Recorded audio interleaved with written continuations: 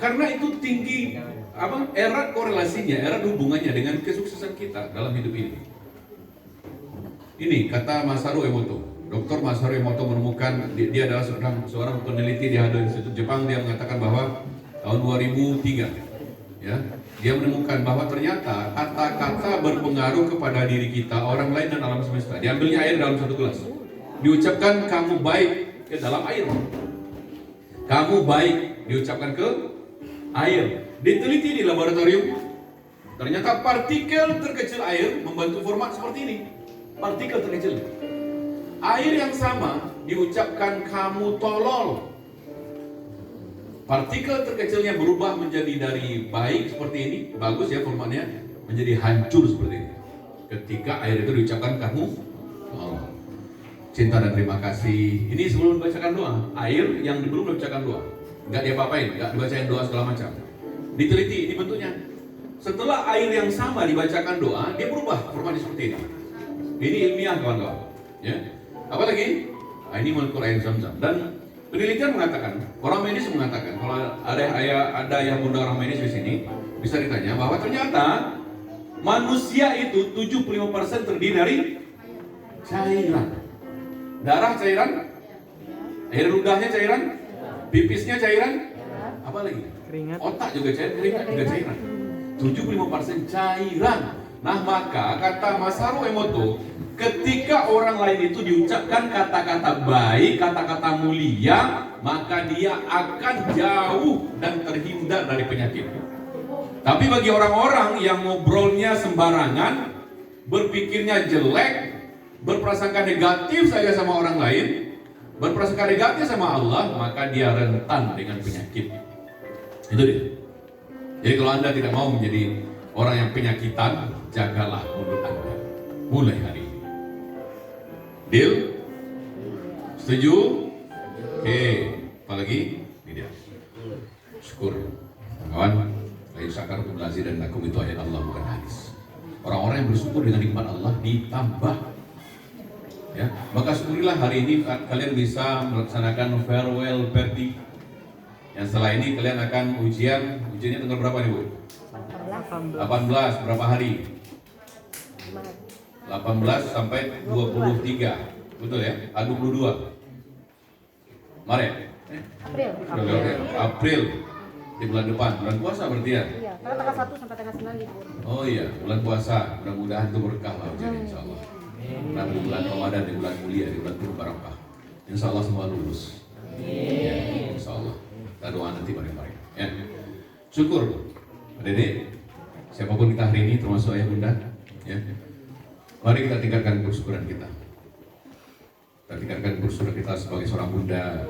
Yuk, setiap bangun di pagi hari, bersyukur sebagai seorang bunda.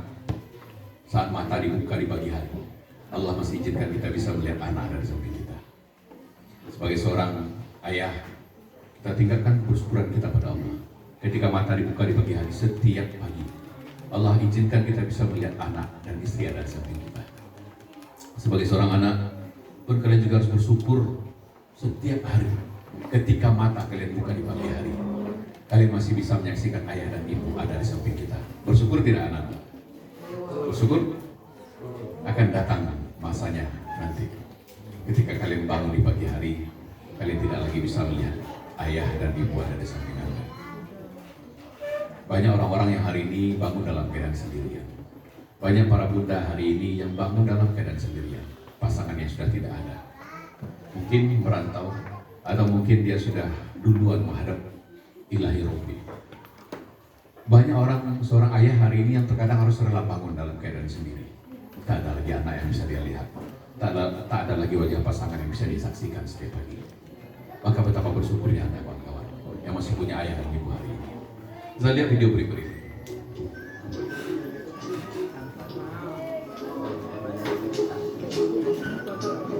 Ini ada seorang pria warga Austria, namanya Nick Vujicic. Nick Vujicic ini warga Austria yang lahir tidak punya kaki dan tangan, tapi dia bahagia.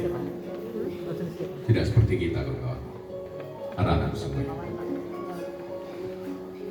Dia lahir dalam keadaan cacat dan dibantu oleh alat-alat, ya, dibantu oleh alat-alat, kemudian nih dibantu oleh rangka buatan. Pada saat dia berumur 10 tahun, dia ingin mengakhiri hidupnya. Dia menganggap gak ada lagi guna hidup. Oh, saya gak punya kaki, saya gak punya tangan. Kok apa lagi saya hidup? Gak ada gunanya sekolah. Dan dia berpikir apa gunanya juga saya kuliah. Toh saya gak punya kaki dan tangan. Dia merasa sendiri, merasa dingin, merasa hampa. Kok saya beda dengan orang lain. Tapi akhirnya dengan ketelatenan orang tua mendidiknya, mempersamainya, dia sebesar dan menamatkan Griffith University dengan nilai cum laude. Orang yang gak punya kaki dan tangan. Griffith University itu di Austria. Jadi suatu ketika dalam penerimaan mahasiswa baru di Griffith University, dia memberikan kata sambutan.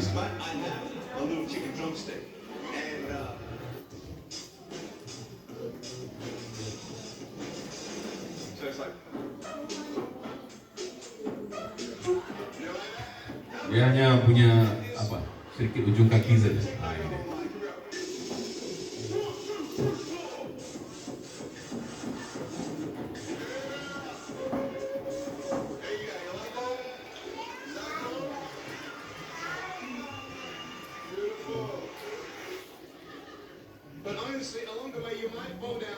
Karena perhatikan terjemahannya baik-baik. Itu ada kata-kata yang seperti banget. Coba ya.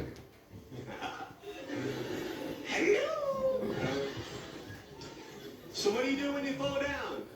Get back up. Everybody knows to get back up because if I start walking, I'm not going to get anywhere.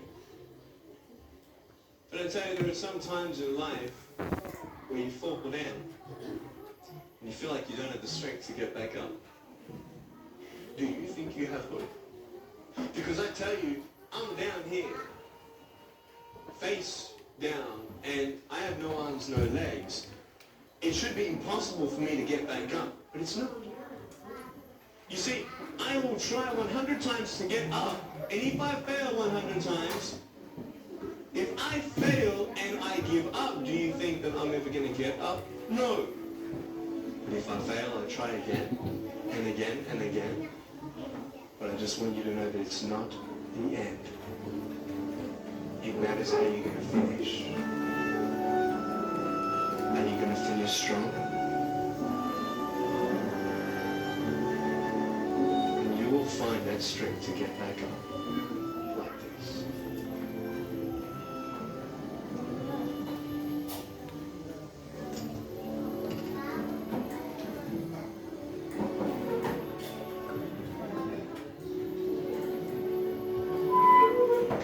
Baik, berikan tepuk tangan yang meriah buat kita semuanya. Buat anak-anak kami yang punya kaki dan tangan lengkap. Kemudian apa lagi? Nih, sebelum saya akhiri, saya ingin sebuah cerita dulu. Kawan-kawan, ada yang tahu ini apa? Ya jelas ya, saya kasih merek di sini. Ini adalah Mount Everest. Mount Everest itu apa? Gunung? Iya, Mount Everest itu apa? Tertinggi di dunia. Keren, hebat ya. Mount Everest adalah gunung tertinggi dunia. Terjadi peristiwa luar biasa 29 Mei 1953. Untuk pertama kali dalam sejarah, gunung tertinggi dunia ditaklukkan oleh siapa? Ini dia. Oleh seorang pria bernama Edmund Hillary dan penunjuk jalannya bernama Tenzing Norgay. Yang namanya penunjuk jalan kira-kira dia berada di depan apa di belakang? Depan. Dan dia yang paling tahu jalur kemana, arah angin seperti apa, kekuatan suhu seperti apa, dia yang paling tahu. Dan dia selalu mengarahkan Edmund Hillary. Harus belok kanan, harus belok kiri, lurus, harus berhenti. Kapan saatnya harus istirahat, Tenzing Norgay yang paling tahu dan selalu mengarahkan Edmund Hillary. Akhirnya 29 Mei 1953, jam 11 pagi, mereka berdua berhasil naik ke puncak tertinggi dunia. Yang sampai duluan itu adalah Tenzing Norgay. Satu langkah lagi menuju puncak tertinggi dunia. Tenzing Norgay mundur. Dia persilakan Edmund Hillary naik duluan ke puncak tertinggi dunia. Padahal sebetulnya Tenzing Norgay bisa dicatat dalam sejarah namanya untuk orang pertama dalam sejarah menaklukkan puncak tertinggi dunia, tapi tidak dia lakukan. Edmund Hillary, silakan engkau naik ke puncak tertinggi di dunia. Naiklah Edmund Hillary ke puncak tertinggi dunia jam 11 pagi 29 Mei 1993. Akhirnya mereka turun dan di bawah sudah menunggu ratusan wartawan. Kira-kira siapa yang akan ditanya oleh wartawan? Edmund Hillary atau Tenzing Norgay? Edmund Hillary. Tidak ada yang menemui Tenzing Norgay kecuali satu orang. Wartawan itu bertanya kepada Tenzing Norgay, Tenzing Norgay, bukankah engkau adalah penunjuk jalan? Iya. Bukankah engkau bisa menjadi orang pertama yang menginjakkan kaki di puncak tertinggi dunia? Iya. Kenapa enggak kau lakukan, Tenzing Norgay? Apa jawabannya? Karena itu bukan cita-cita saya. Itu bukan mimpi saya. Lalu apa mimpimu, Tenzing Norgay? Mimpi saya adalah mengantarkan dia sembari menunjuk Edmund Hillary, mengantarkan Edmund Hillary menjadi orang pertama yang menginjakkan kaki di puncak tertinggi dunia. Kawan-kawan, anak-anak kami sebentar lagi tamat dari SMP 2 Malala ini. Boleh saya bertanya, siapa Tenzing Norgay kalian? Guru, siapa lagi? Siapa Tenzing Norgay Anda? Orang tua. Baik. Lalu kalau kalian sekiranya kalian bertanya pada saya, memang Pak Camat siapa Tenzing Norgay? Dengan tegas saya akan jawab, ini Tenzing Norgay saya. Perempuan hebat yang saya panggil Bumi, yang sudah membesarkan saya 37 tahun yang lalu. Perempuan mulia yang penuh dengan keagungan.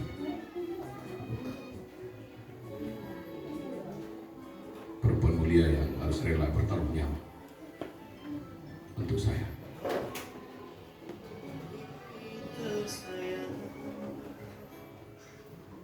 Anda tahu kawan-kawan,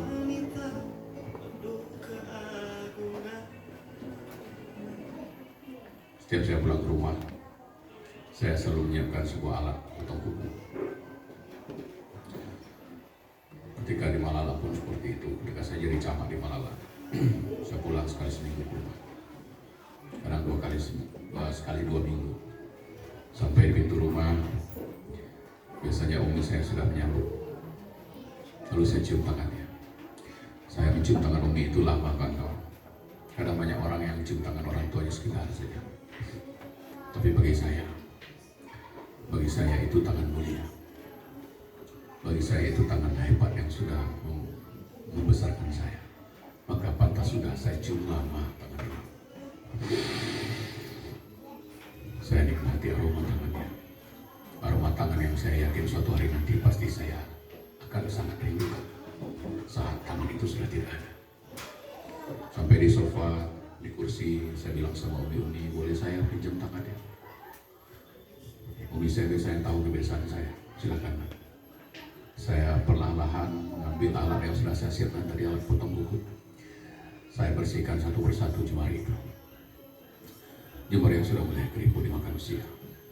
Jemari yang sudah mulai lemah.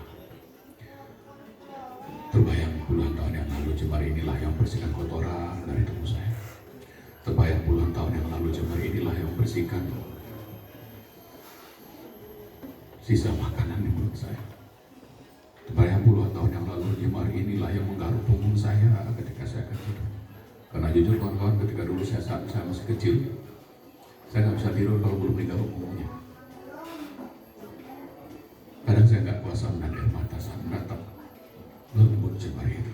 Saya taruh di atas kepala seperti ini. Saya berdoa di bawah telapak tangannya, ya Allah, izinkan tangan ini kelak bisa memegang dinding Ka'bah-Mu, ya Allah. Izinkan perempuan ini kelak bisa bersujud di depan Ka'bah-Mu, ya Rabb. Panjangkan usianya, ya Allah. Sehatkan badannya.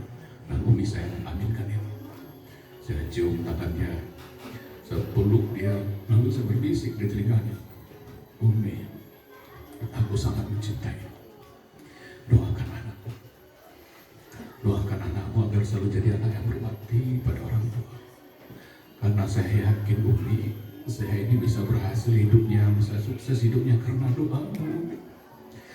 Karena doa. saya bisa jadi camat di negeri ini. Saya orang Pasaman, jadi camat di Agam. Mana mungkin saya akan jadi pimpinan tertinggi di kecamatan di tempat orang karena doamu, Umi. Terima kasih. Setelah Umi selesai, saya datangi seorang pria hebat bernama Ayah. Ayah saya panggil Buya dan Richard. Saya bersihkan satu persatu jemarinya. Buya yang sudah tidak ada. Dia hanya bisa menyaksikan saya dilantik jadi camat 2 kali. Camat di Malalak dan camat di Ampian. Ketika saya jadi camat di Tanjung Mutiara, ada lagi ayah yang mendampingi saya. Ketika sampai pulang ke rumah, saya bersihkan kuku tangannya sampai kuku kaki, sampai ke kotoran-kotoran yang melekat di sela-sela kukunya saya bersihkan. Selesai bersihkan kukunya, saya pindah ke belakang, lalu saya peluk dia dari belakang. Saya bertanya di telinganya, Buya, apa yang paling Buya inginkan hari ini? Katakan. Lalu dengan suara berat dia menjawab, nah, Buya pengen sekali sholat di depan Ka'bah. Buya pengen sekali sebelum pakai baju kafan, sebelum pakai kain kafan, Buya pengen sekali pakai baju ihram, nah, baju yang putih-putih. Saya bilang sama Buya, insya Allah engkau tahun ini akan sampai ke Tanah Suci. Dan Bapak Ibu tahu, 2018 bulan November, Allah izinkan saya bisa mengantarkan beliau sampai ke Tanah Suci. Alhamdulillah. Suatu ketika, hari Selasa pada saat itu, saya ditelepon dari Tanah Suci. Beliau bilang, Assalamualaikum nak. Waalaikumsalam Buya. Nak, Buya sedang di depan Ka'bah nak. Buya sedang baru selesai sholat di depan Ka'bah. Nikmat sholat di depan Ka'bah, nah, nikmat.